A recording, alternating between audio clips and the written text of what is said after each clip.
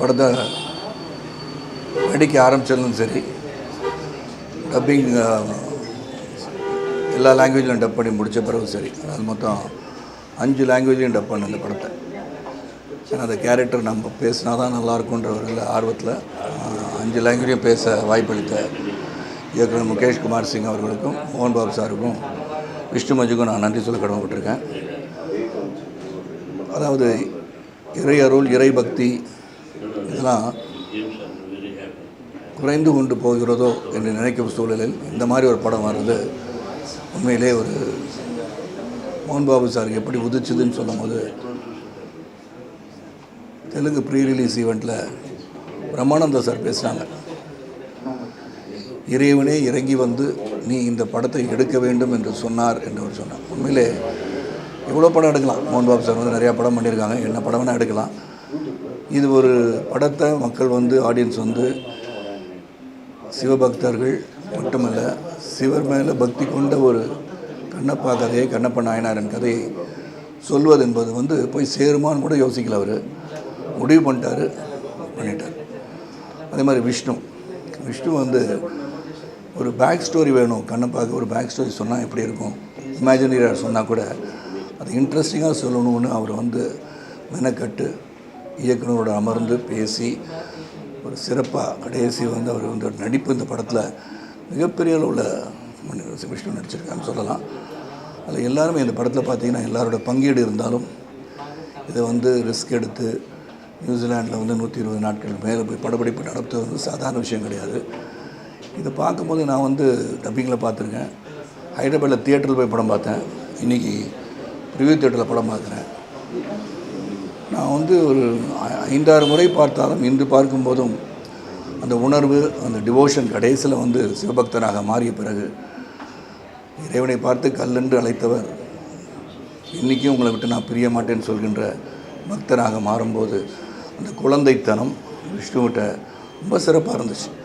அந்த தாண்டவம் ஆடுற மாதிரி ஒரு சந்தோஷ தாண்டவம் அதை பண்ணும். அந்த உண்மையிலே நமக்கெல்லாம் கண்கள் நீர் வர அளவுக்கு அந்த பர்ஃபார்மன்ஸும் சரி, அந்த வாயிலுங்கள் கண்களிலிருந்து நீர் வரும்போது அது உண்மையிலே வாயிலிங்கம் அழுத்தது போல் ஒன்று உணர்வு ஏற்படுத்தியது. இது எதுக்காக சொன்னால், வருங்கால சந்ததியர் நம் இதிகாசங்கள் மட்டுமல்ல, உண்மையான கதைகள், அதன் மூலமாக இறையருள் வந்தது, இதையெல்லாம் மறந்துடக்கூடாது, சரித்திரத்தை மறக்கக்கூடாது. நம்ம எல்லாமே இறைவன் ஒருவன் இருக்கிறான் என்ற தத்துவத்தில் தான் நம்ம இருக்கோம். அது அல்லாவாக இருக்கட்டும், இயேசு கிறிஸ்துவாக இருக்கட்டும், முருகனாக இருக்கட்டும், சிவனாக இருக்கட்டும், இறைவன் ஒரு இருக்கிறான் என்ற நம்பிக்கையை ஊட்டுகின்ற படமாக, அது முக்கியமாக சிவபக்தியை பற்றி சிறப்பாக எடுத்து சொல்லணும்னு சொல்லி இங்கே வாசு சார் பேசும்போது ஏபி நாகராஜனுக்கு அப்புறம் ஒரு இறை படம், அதாவது கடவுள் சார்ந்த படங்கள் வரல அப்படின்னு சொன்னார். உண்மை அதெல்லாம் வருங்கால சந்ததியர், வருங்கால இளைய தலைமுறை இதெல்லாம் தெரிஞ்சுக்கணுன்றதுக்காக இந்த படம் எடுத்திருக்காங்க. இதே போல் பல படங்கள் எடுத்து நம் கதைகளை, இதிகாசங்களை, நம் தேவர்களை, நம் கடவுள் எல்லாரையுமே சித்தரித்து படங்கள் எடுத்தால் இன்றைய சமுதாயம் அல்ல, இன்றைய சமூகம் அல்ல, நாளை தலைமுறையும் இறை பக்தியும் கூடினால்தான் நாம் எடுக்கின்ற முயற்சியில் வெற்றி பெற முடியும் என்ற எண்ணத்தை உருவாக்குகின்ற படமாக கண்ணப்பா உருவாகியிருக்கின்றது. அது இதில் ஒர்க் பண்ண எல்லாரும் சேர்ந்து, அது முகேஷ் குமார் சிங்லேருந்து மோகன் பாபு சார், மோகன்லால் சார், அக்ஷய்குமார், பிரபாஸ், காஜல் அகர்வால், அக்ஷய்குமார், இதில் நடித்த எல்லாருக்கும் என்னுடைய வாழ்த்துக்கள். பெரிய வைத்திய முகுந்தன், சொல்லிகிட்டே போனால் எல்லாருமே ரொம்ப சிறப்பாக நடிச்சிருக்காங்க. அவங்க பங்கை சிறப்பாக பண்ணியிருக்காங்கன்னு சொல்லலாம். அது இது போன்ற படங்கள் நீங்கள் அனைவரும் பார்க்க வேண்டும்.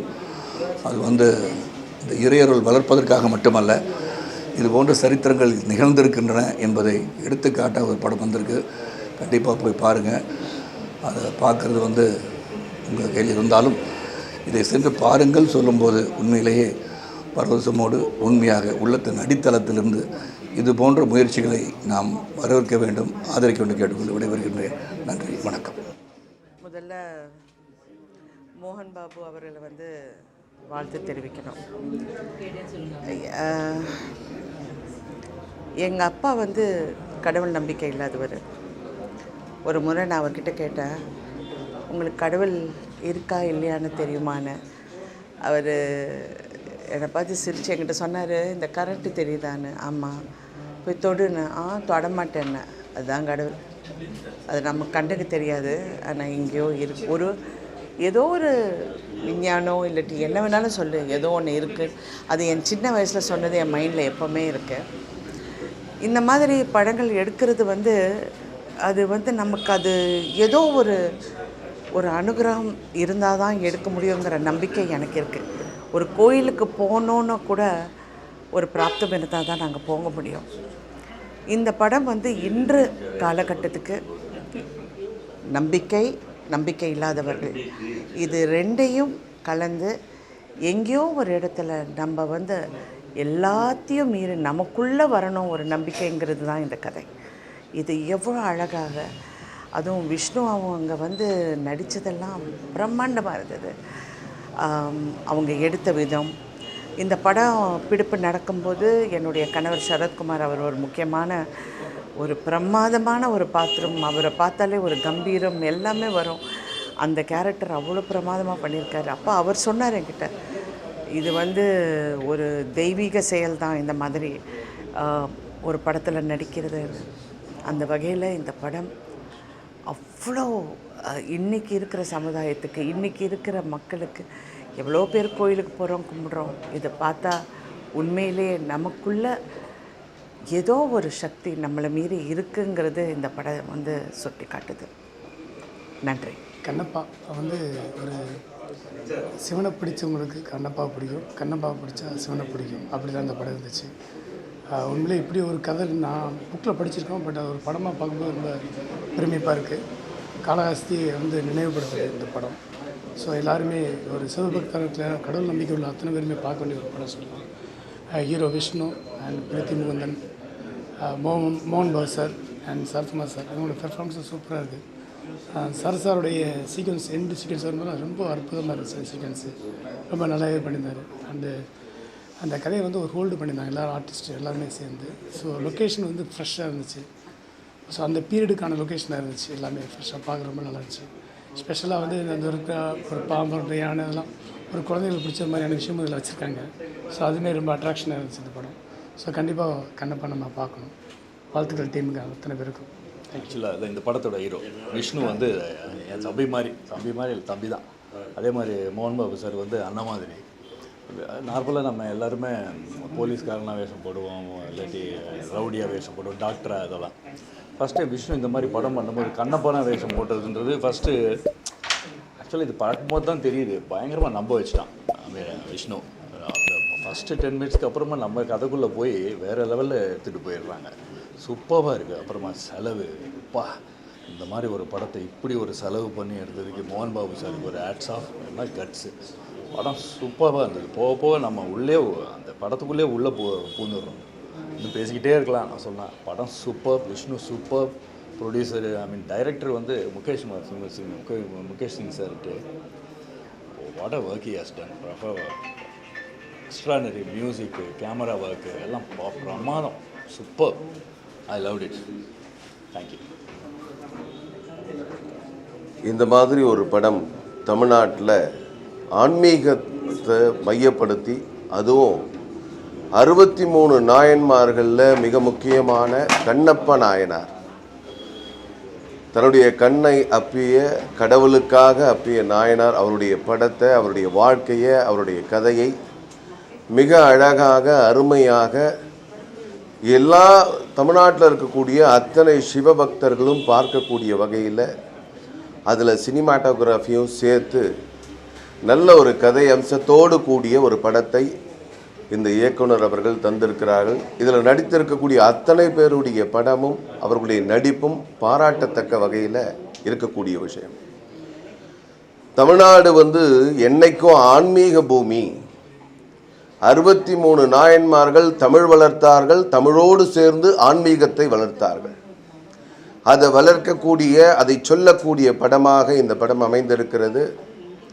இதில் இப்போ நடித்திருக்கக்கூடிய அத்தனை பேரும், திரு சரத்குமார் சாராக இருக்கலாம், மோகன் பாபு சாராக இருக்கலாம், இதில் இருக்கக்கூடிய அத்தனை பேரும் போட்டி போட்டு நடித்திருக்கிறார். அந்த இடத்துல நம்முடைய இந்த படத்தை பார்க்கும் பொழுது கடவுள் நம்பிக்கையே இல்லாத ஒருத்தரும் கடவுள் நம்பிக்கையோடு இருக்கக்கூடிய ஒரு பெண்ணும் சேர்ந்து திருமணம் செய்யக்கூடிய ஒரு விஷயம். கடவுள் நம்பிக்கை இல்லாத அத்தனை பேரும் கடைசியாக கடவுள் நம்பிக்கையோடு தான் போகணுங்கிறத இந்த படம் உணர்த்தி இருக்கிறது. மிக அருமையான ஒரு கதை அம்சம். தமிழ்நாட்டில் கடவுளுக்கான படமானது, கடவுள் சாமி படம்லாம் இல்லாமல் போன காலமாக இது இருக்கிறது.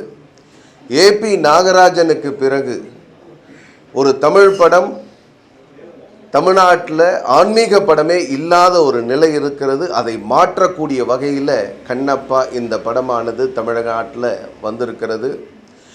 தமிழ்நாட்டில் இருக்கக்கூடிய சிவபக்தர்கள் அத்தனை பேரும் பார்க்க வேண்டிய படம். தமிழ்நாட்டில் இருக்கக்கூடிய வருங்கால சந்ததிகள் குழந்தைகளோடு குடும்பத்தோடு பார்க்க வேண்டிய படம். பக்தியை வளர்க்கக்கூடிய படம். தமிழ்நாட்டில் இருக்கக்கூடிய அத்தனை பேரும் சிவபக்தர்கள் அத்தனை பேரினுடைய சக்தியை வளர்க்கக்கூடிய படம். அதனால் இந்த படத்தை அனைவரும் பார்க்க வேண்டும் என்று இந்து முன்னணி சார்பாக கேட்டுக்கொள்கிறேன். இளங்கோவன், இந்து முன்னணி மாநில செய்தி தொடர்பாளர். கண்ணப்பா இந்த படத்தை ரொம்ப வருஷத்துக்கு முன்னாடி இந்த டைட்டிலில் ஒரு படம் வந்திருக்கு, ஏவிஎம் எடுத்திருக்காங்க. ராஜ்குமார் சாருடைய முதல் படமாக அது அமைஞ்சது. அந்த மாதிரி அந்த ஒரு கதையை எடுத்துக்கிட்டு இன்றைக்கி இருக்கிற இந்த ஒரு காலகட்டத்துக்கு ஏற்ற மாதிரி ஸ்க்ரீன் ப்ளே மாற்றி எமோஷன்ஸ் ஆகட்டும், என்டர்டெயின்மெண்ட் ஆகட்டும், மியூசிக் ஆகட்டும், எல்லாத்தையும் பியூட்டிஃபுல்லாக பிளெண்ட் பண்ணி முகேஷ்குமார் சிங் என்ற ஒரு அருமையான டைரக்டர், மகாபாரதம்லாம் பண்ணியிருக்கார். அவர் தான் நினைக்கிறேன் ரொம்ப பிரமாதமாக பண்ணியிருக்கார். அதாவது இதில் குறிப்பிட்டு நான் ரொம்ப நாளாக